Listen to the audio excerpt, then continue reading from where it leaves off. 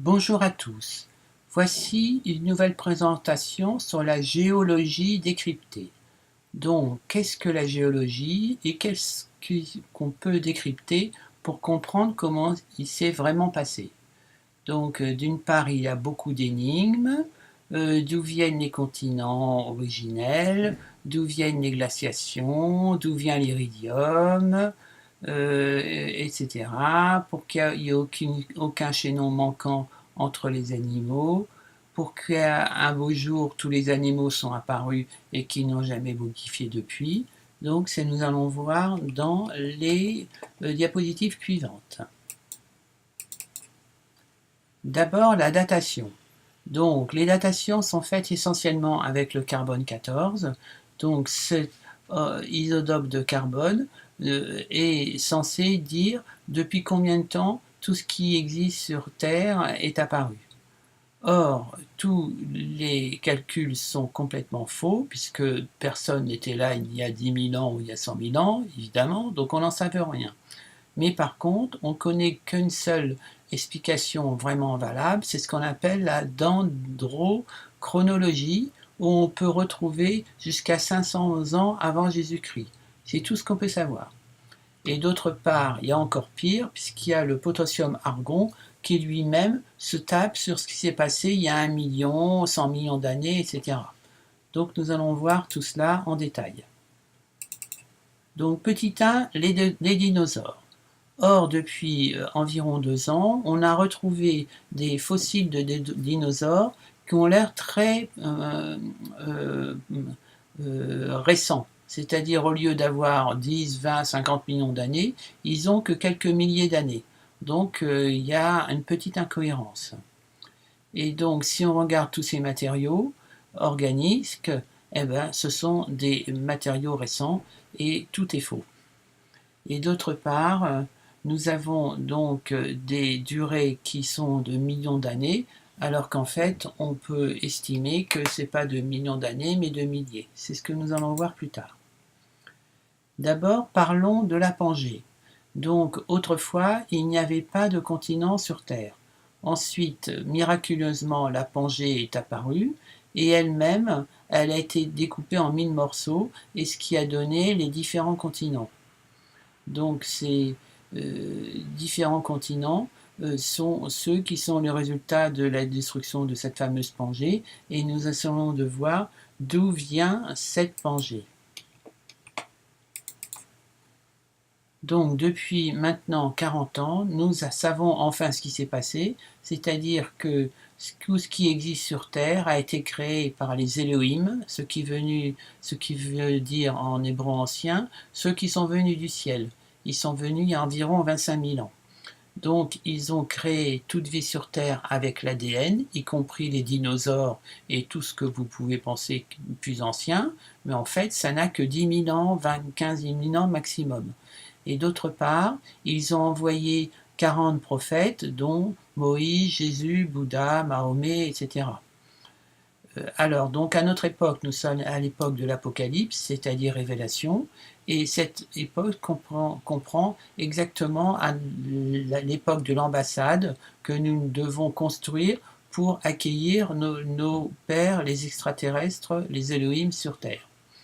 Donc tout est contenu dans les livres que Raël a écrits et diffusés à toute la planète, c'est-à-dire accueillir les extraterrestres, et les extraterrestres m'ont envoyé sur leur planète. Voilà, donc voyons concrètement comment ça s'est passé. Donc au début, il y a eu la Genèse, c'est-à-dire que les Elohim ont créé toute vie sur Terre, et progressivement, ils ont créé les animaux et les végétaux. Mais au lieu de mettre 6 jours à créer toute la vie, comme c'est marqué dans la Bible, ils ont mis 6 ères. Donc il y a eu un petit problème de compréhension, et une ère valant environ plus de 1000 ans. Donc, comme les ères valent 2000 ans chacun. Donc, comme il y a eu 24 ères, ce qui fait donc environ 25 000 ans. Donc, ça a été à la fois beaucoup plus rapide que ce qu'on pense et beaucoup plus ancien. D'autre part, on retrouve dans les continents originels qui existent encore aujourd'hui tout ce qui s'est passé d'une façon beaucoup plus rapide. Par exemple, les deltas des grands fleuves sont beaucoup plus récents que ce qu'on pense, et par exemple, le fleuve Jaune, son delta, il a augmenté de près de 1000 km depuis 1000 ans.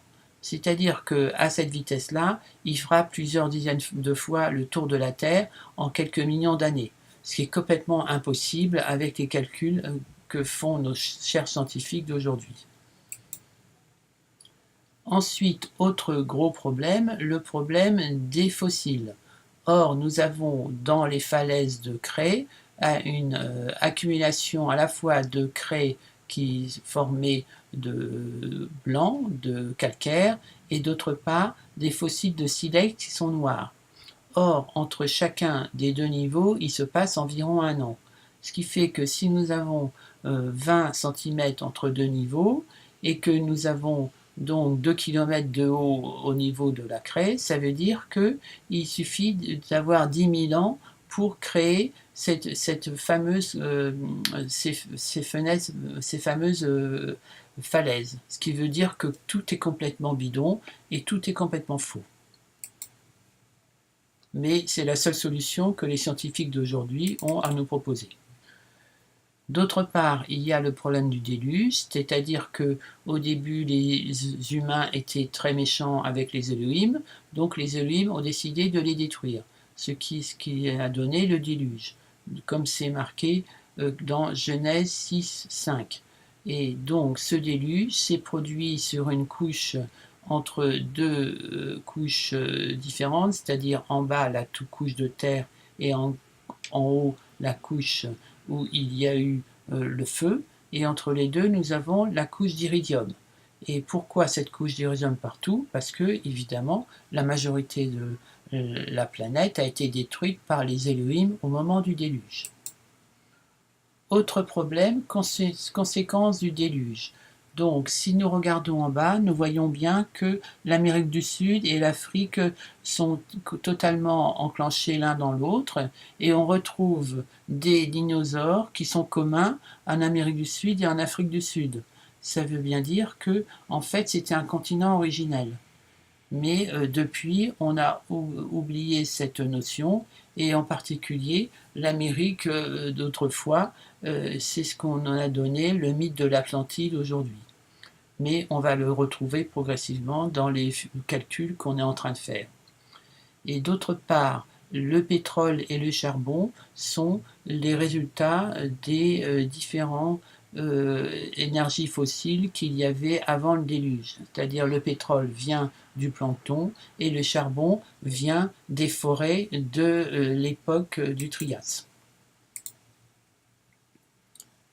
Ensuite, nous avons le problème des glaciations, c'est-à-dire que après la destruction de la Terre, lorsque les humains étaient passage, les Elohim ont fait un gros boom, ils ont tout détruit, et à ce moment-là, il y a eu ce qu'on a appelé l'hiver nucléaire, c'est-à-dire que la température est passée de plus 20 à moins 40 degrés. Donc à ce moment-là, il a fait extrêmement froid, et la plupart des animaux et des végétaux ont disparu.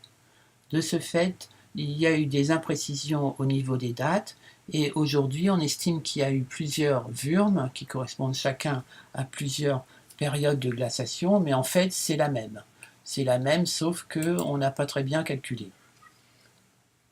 Enfin, après cette série de cataclysmes, les Elohim ont recréé toute vie sur Terre à partir de Noé, qui lui-même avait une immense soucoupe volante où il y avait des banques d'ADN de tous les animaux et de tous les végétaux. Par contre, il n'a pas recréé les dinosaures les plus grands parce qu'il n'avait plus aucune raison d'être. Et c'est pour ça qu'on ne retrouve plus tout un tas de dinosaures et de grands sauriens qui ont disparu. Conclusion, si cette théorie vous intéresse, eh bien venez nous voir sur notre site raël.org où vous pourrez lire les livres de Raël, et d'autre part vous pourrez également voir d'autres vidéos sur YouTube sur le thème Le message des Elohim aujourd'hui. Je vous remercie.